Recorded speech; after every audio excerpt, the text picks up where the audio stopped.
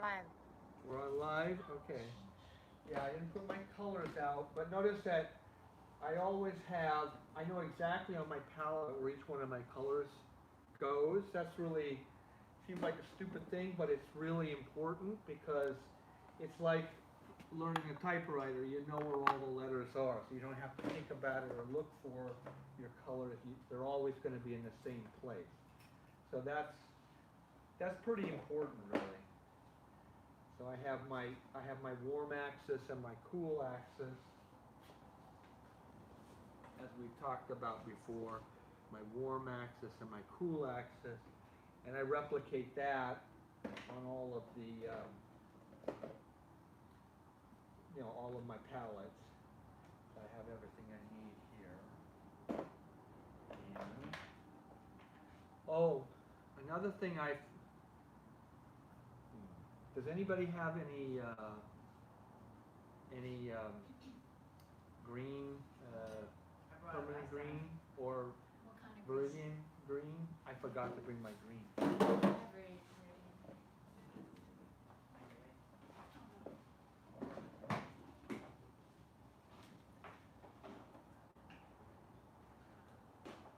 Phthalo, you want phthalo? Phthalo green's fine, yeah, phthalo green is good actually.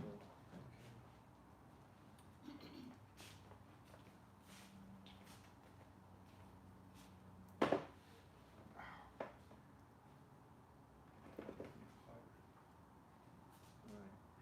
So, what I'm adding today is, okay, so what we're gonna be talking about today is, we're gonna be working on the fabrics. And I didn't get as much as I wanted to get done on this week, because I've myself been working on a show that's coming up. I hope you all will come. I'm working on one of my car paintings, and I need to get it finished. It's gonna be coming up, on the 18th of next month. But I'll send out something. I'd love it if you would all come. But anyway, that hasn't, I need to finish it because I need this for the drying time. So, yeah, we're going to be talking again about the fabrics. We're going to be concentrating today on on how to work on the background, the fabrics, and we will also be, next week we're going to concentrate on finishing up the whole thing. You know, unfortunately, it's going to be our last lesson, and if I we'll do it again as soon as we have enough students. So if you guys want to sign up again, we'll do it again. This is not, as you probably figured out, this is not the kind of technique that you're going to learn in one shot. It takes time because you have to know what's going to be coming in the future. You know, you have to be always thinking ahead, and you can't know that unless you've had the experience of having done that. You can't know that that I need to be layering things in a certain way and letting them dry or not dry or whatever. So it's not the kind of thing you can learn in one session. You can learn maybe the principles, but to actually get a real feel for it, you've got to be doing this. Like our friend Lynn, who was here last week, she took my class 7 times. Wow. But it shows. You saw what she did, what she was doing, because before she couldn't paint at all. So, but you can see what she brought in her things. But anyway, I didn't. Oh, there's Pat. Hi. So I did get some done here, and actually I worked very quickly on this. When you're working on fabrics.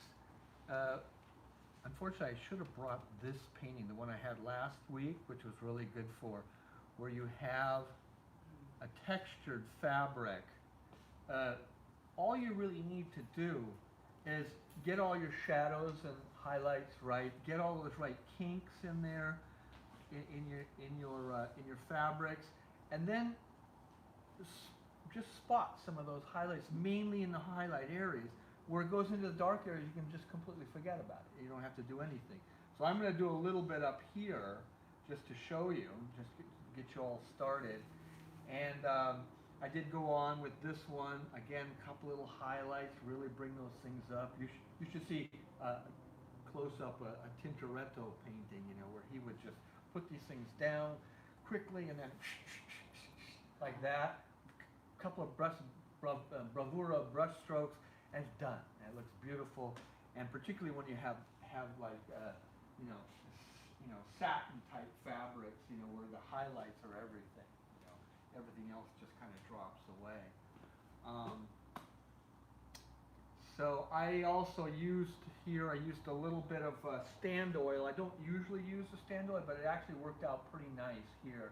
Stand oil. You have to mix maybe about half and half with turpentine. So a lot of people don't like to use turpentine. If you don't like it, don't use it. But it's actually pretty nice. Stand Stand oil oil? is basically it's linseed oil that's been boiled or heated up to a certain temperature, and that polymerizes the molecules in it, which turns it into kind of a resiny kind of thing. And you can see it's like has the consistency of like honey. That's why you need to thin it out. But it has kind of a resiny feel, or turns your painting to feeling a little bit like enamel. So that's good. I'd use that here just because I was working really quickly here. I did this all in about an hour. Well, maybe 2 hours. And I'm going to show you back here, because this is kind of, I have some like aesthetic problems here. I've got a little bit too much of like columns going here, of these two here. I'm going to wait to see until I get these in to see what color to make this, but I'm going to have to make some variant so that it's not off. That color is mixing somewhat with this over here. I didn't finish this area, but again, over here where I first put in my darks and lights, and then just came back and put in some of those the fabric that's in there, and I think it looks. I didn't finish it, but it looks pretty good. Again, I'm working on really dropping stuff off so that I'm creating a selective focus, because this is my subject area. I got the highlights here. I have top and side, like a little bit of a top and side, top and side. That's really, really important, because it's important to describing what you're doing. Again, here, this is a little bit lighter here, but I could probably go a little bit lighter. Oh, and by the way, I'm using here, I've gone to titanium white for this, as opposed to lead white, because titanium white is so much stronger. So I'm gonna, if you can, just warm that up, a little bit of blue in there, but you can see that. Oh, let me get my subject here.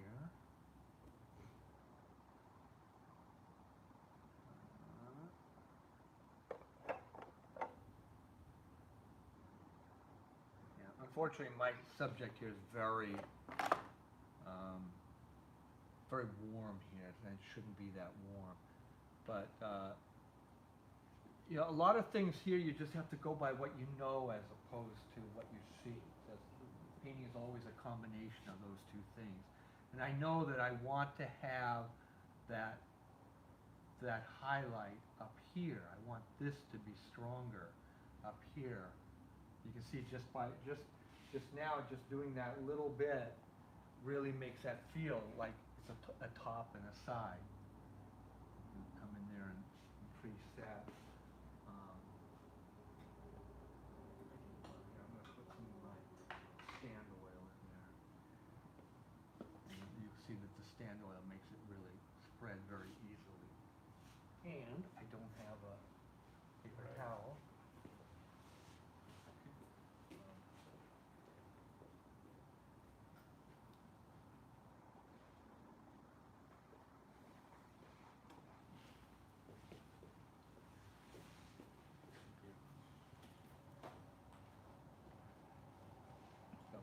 Too much here, but and then I could take that, and that's still picking up the light, here. And you can see how that really makes that, the top of that thing really pop. Same thing over here, I have that little tassel, and here, this is where those couple little hits of accent light work really nicely.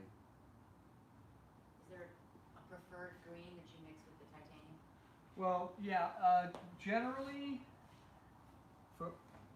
you mean for the green here in the, No, for the highlighting that you just did you mix it with?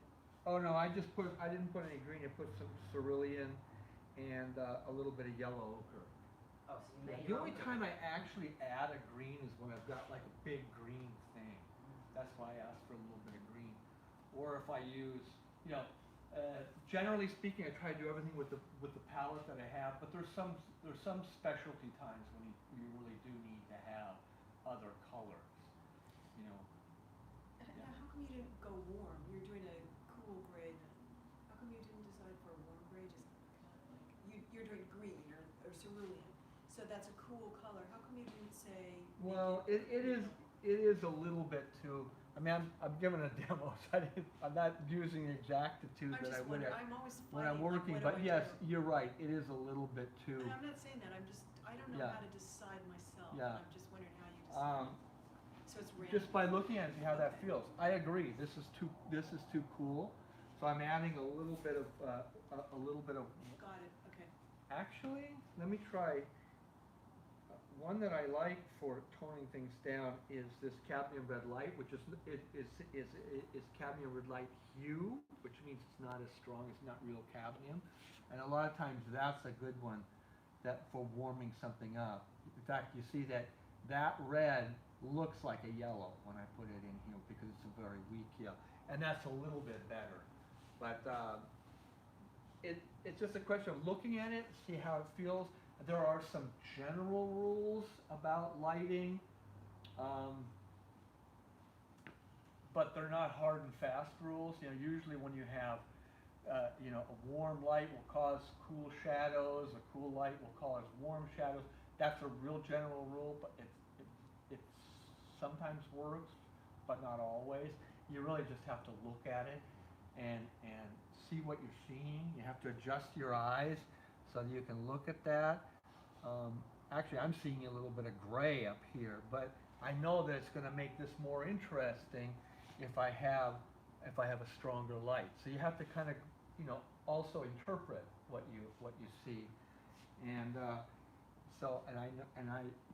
and then I'm going to have my shadow back there, and I think I'm mixing I'm mixing my cerulean with a little bit of that red to get kind of a brownish color back here. Actually, that's not very good. I'm going to go with more of a transparent one. So you just have to really try these things and see, yeah, the transparent is much better, but it's too brown, so I'm adding a little bit of alizarin crimson in there just to make that deeper. It's kind of the same thing I was just demonstrating with Susan's work over there.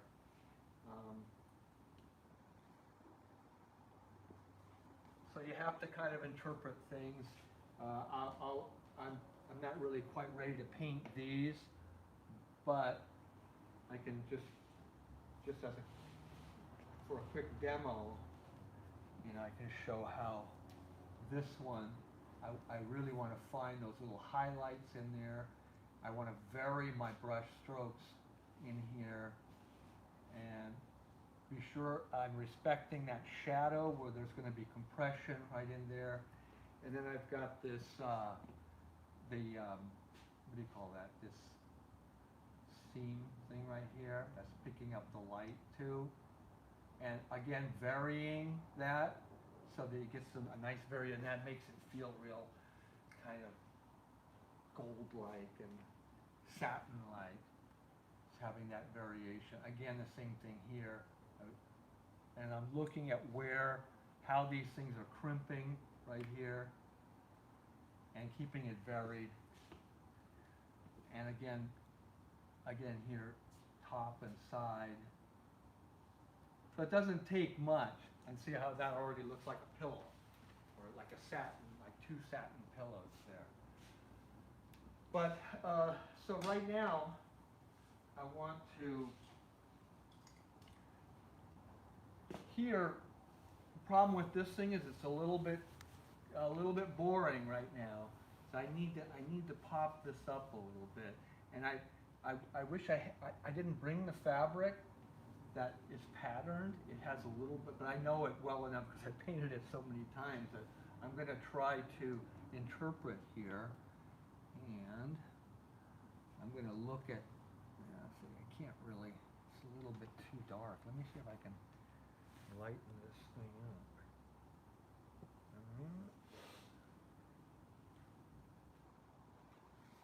Brightness, no, I'm already all the way to bright, so I can't really even see what I'm doing here.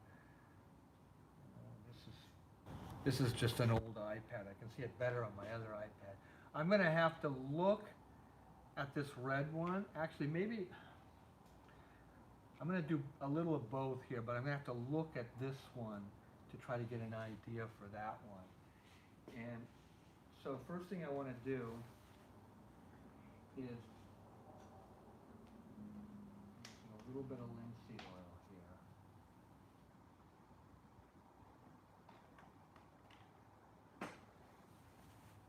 Mixing a little bit of linseed oil, and I can use a little bit of my medium. And I just want to go over the areas that I'm intending on painting. To oil it out. It's called oiling out. Is it just pure linseed oil? Is it just pure linseed oil? I'm using linseed oil and my medium. Which is your oleo My gel? gel medium. A little bit here. And I'm going to do it over here too. Oh, I was going to also drop this back here. I just didn't get around to doing these things. And I can actually thin it out a little bit with some turp, just a little tiny bit, so that it goes faster. Actually, let me do a little bit in here as well.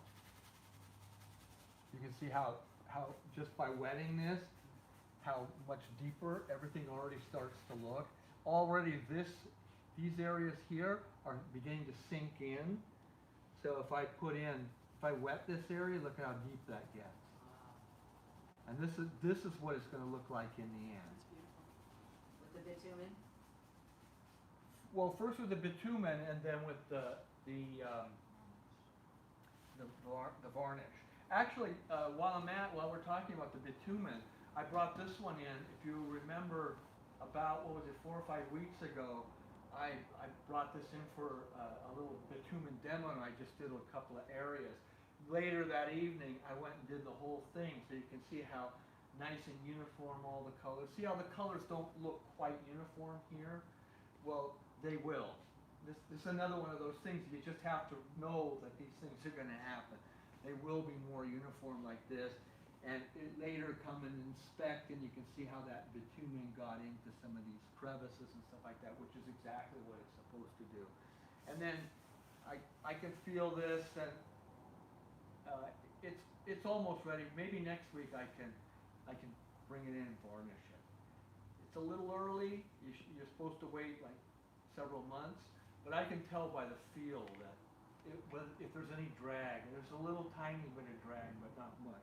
You can tell. But you want it to the point where there's no drag. So it's not a question of being dry. It's a question of being cured. And because I think, like I said before, the oil dries by oxidation, so it has to dry all the way through and through. But that means it has to oxidize all the way through and through. And so Will it cure faster in the sun? Because people say put it in the sun. you can do that. Yeah. Yeah, you can put it in Is the it sun. That will recommended? help. And by the way, believe it or not, that will also make your painting become a little bit lighter. Because it bleaches the linseed oil, and you can periodically put a painting in the sun just so that it does bleach. If particularly a painting that's, I don't know why in museums they put these super low lights, because that just makes it darker. They don't want to bleach their painting. They're afraid to do it, I guess. I don't know. UV, Huh? they're afraid of the UV. but it doesn't, apparently it doesn't hurt it. Unless, well, maybe some of the pigments, Fading the pigment. some of the pigments, but the oil itself will become clearer. So anyway, I'm using a little bit of this green, because I know that that's the green that I want. And I'm going to be mixing that with my alizarin crimson to make a really dark version of that green. Use a little bit of my medium here. And then I'm going to look for how, I've already kind of established where I have my darks and my lights. One thing you really want to do, remember to think about the way that, it's kind of hard to see here, this is a real droopy fabric. But fabrics generally have breakpoints or kinks, and they have little dividers. So I'm just basically going by what I know about this fabric. Another thing you want to do is be sure that you group your folds. So you have some that are close together, some that are far apart, because that's going to make it more interesting. And then maybe here, we have all the different types of folds from Bridgman. And so here we've got, these are the pipe folds that create this kind of a thing, the pipe. And what they call the diaper fold would have been what this is originating from. And then we have a little bit of the half lock. So I can come in here and get a little bit of a half lock where that pulls in. So thinking about those kind of things just to make this interesting, even though I don't really have an image to work from, unfortunately. So now I also want to have a nice big area here of where there's maybe nothing. So I have this is more concentrated. Here that can fold again. How about this one just kind of folds under, goes behind here, just to make this more interesting. And you definitely want to use a bigger brush on this. So you don't want to. There's no need to get into little tiny details and stuff. Now this I want to all drop off, but before the drop off, I'm going to have a little bit of a place that's pushing out, so it's catching some of the light in here. And another thing to remember when you're doing this, you could put just in those deep areas black, but wherever you can, experiment with using chromatic grays or darks. So that's why I'm using my alizarin crimson with the phthalo green, because they're on the opposite sides of the color wheel. If you have something that's on the opposite side of the color wheel, you're invariably going to get a gray. Here you can see.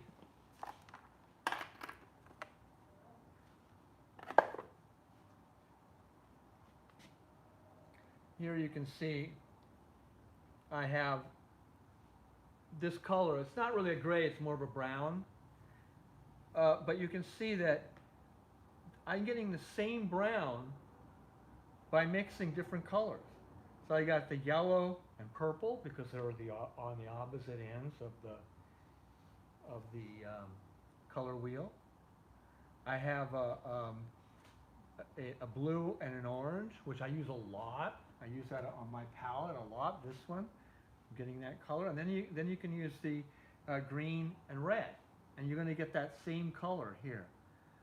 And then also for really deep darks, use those transparents. So this is alizarin crimson and phthalo green. It's exactly what I'm using right here. And you're going to get a really interesting deep dark. That's way more interesting than black would ever be. And then here I'm using warm and cool. So I have opposite ends, and I have cool and warm, and I'm also getting a pretty nice dark. Not quite as dark as this one. It's a cool dark and a warmer dark.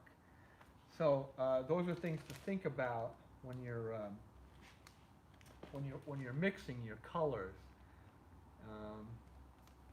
Yeah, I don't think there's anything else here. Yeah, well, just to finish up here, this is about purity and what's called in Photoshop saturation and desaturation. So saturation would be over here, and this is just adding gray to your color, not black or white, but gray. This is a tint and a tone, so we're going towards black and towards white. Those are the kind of the variants. But anyway, so I'm using my chromatic black here, just to find those areas. And I know that this is going to be, and this is all going to go just to darkness. But I'm not going to deal with that right now. Again, I keep insisting here that we want all of this area to be the darkest, because we want to. This is our visual frame of our subject. That's why I'm going all the way to dark here. This is all going to be very dark here. And so I don't, well, I don't have green in there, but so this, I'm trying to frame it. So this is going to pick up some light because it's going like this. So it's picking up that cross light there. And so I want to think about, okay, this is going to be my softer edge, and this is going to be my harder edge. So softer and harder right in there. And I got a little kink, I got this going behind. So now I'm going to just take a little bit lighter version of this same color. So I'm just adding a little tiny bit of white, really little. I may need to add some alizarin, some yellow ochre to that. Let's see. Yeah, I'm adding a little tiny bit of yellow ochre to that, so it's more green. A little bit more. Let me try my red. Sometimes you just have to try things and see what, yeah, that looks good. So I'm adding to my green, I'm adding this light red as opposed to the alizarin crimson red, and then a little bit of white.